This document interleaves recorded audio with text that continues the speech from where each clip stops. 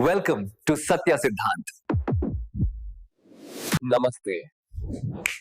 आज हम वेदों के माध्यम से पहला, प्रेरणा का आत्मानं स्रोत, विद्धि परं आत्मा और ब्रह्म। मन में भेद।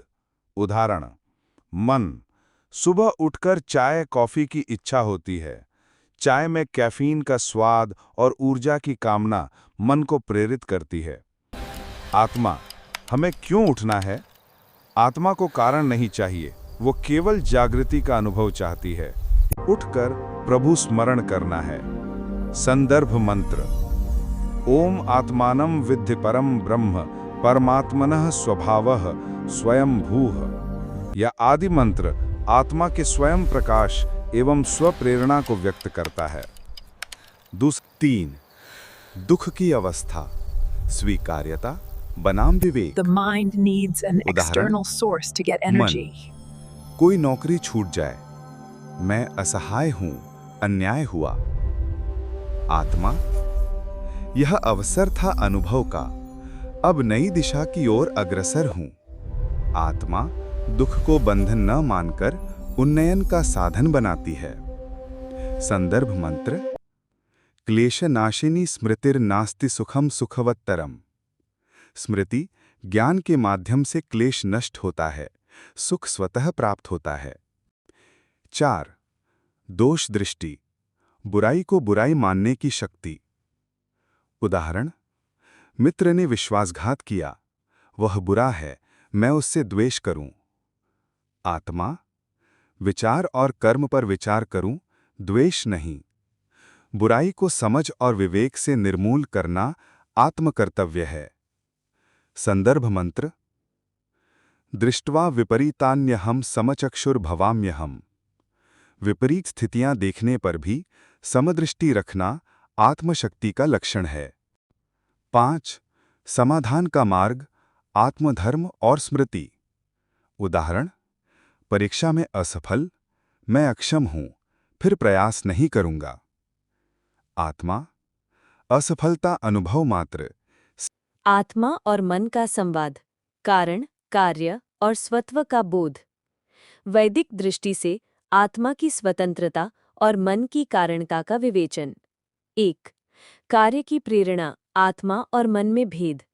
मन और इंद्रियां सदा किसी कारण पर आधारित होकर ही कार्य करती हैं, परंतु आत्मा को किसी बाह्य कारण की आवश्यकता नहीं होती, क्योंकि आत्मा स्वयं प्रकाशक है, स्वप्रेरित है, अपने स्वभाव से ही कार्यशील है। यथा जैसे कोई वस्तु हमारी अपनी हो तो हम जब चाहें उसका उपयोग करें, न कि किसी अन्य के आदेश से। उसी प्रकार आत्मा जो कार्य करती है वह अपनी इच्छा से करती है, उस पर किसी अन्य की प्रेरणा का कारण नहीं होता। 2. मन की ऊर्जा, कारण, इच्छा और भय। मन को ऊर्जा प्राप्त करने के लिए कोई बाह्य स्रोत चाहिए। जैसे भोजन शरीर को शक्ति देता है, वैसे ही भय, इच्छा या लोभ मन को चलाते हैं। मन कुछ न हो जाए, कुछ मिल जाए, कुछ छिन न जाए, इस भय या लालच से प्रेरित होकर कार्य करता है।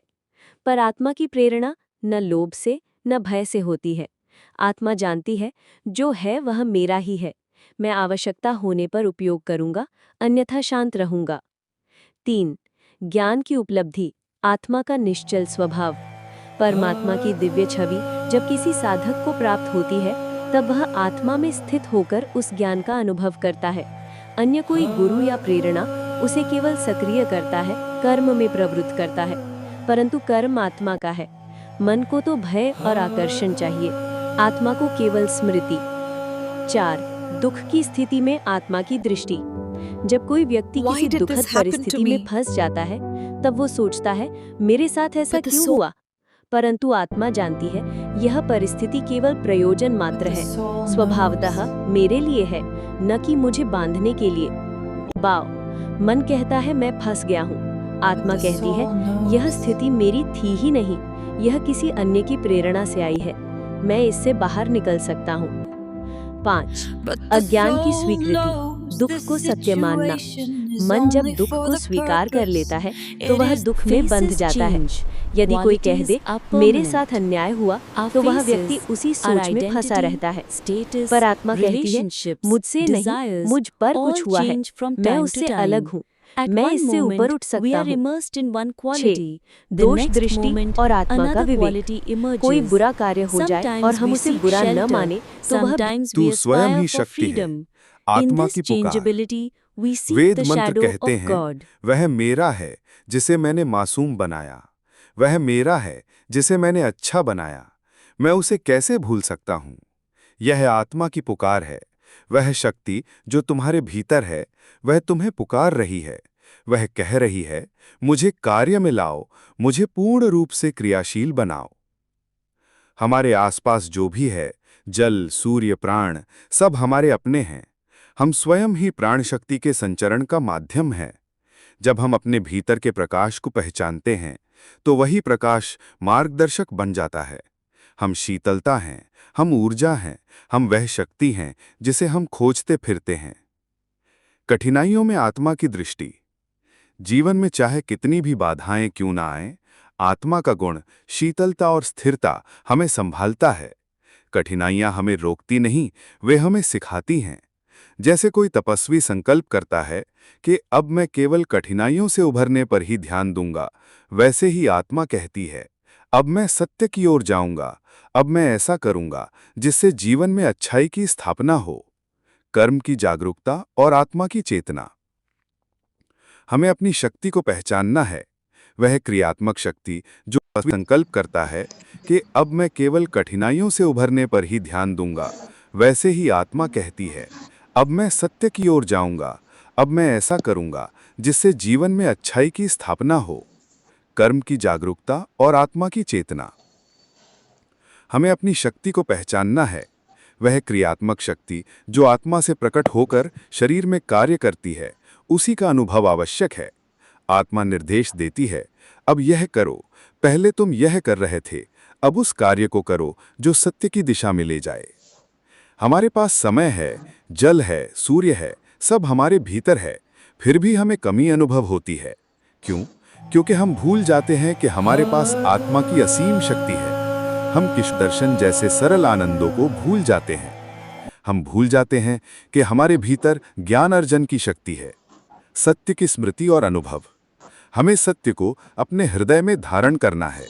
जब हम सच्चाई और अच्छाई को जोड़ते हैं, तभी हम उस सत्य की खोज कर पाते हैं जो आत्मा के स्वरूप का बोध कराता है।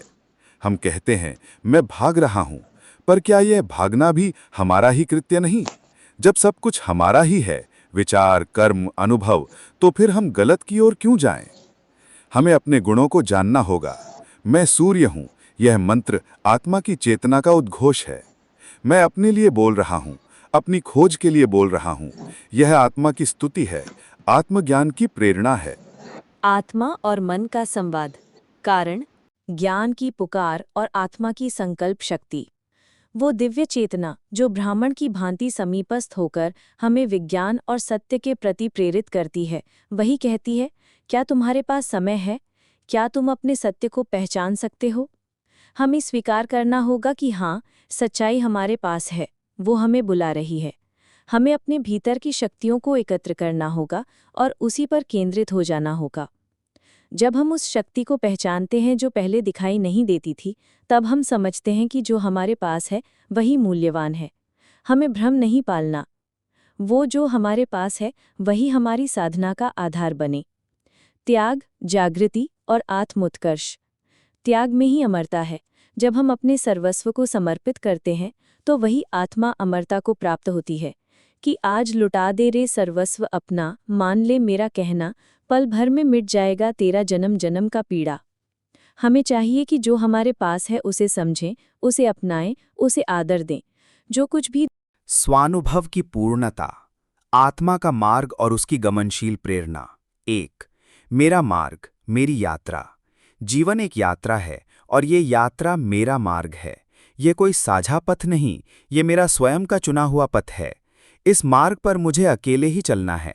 साथ कोई नहीं चल सकता, कोई मेरे अनुभव में सहभागी नहीं हो सकता।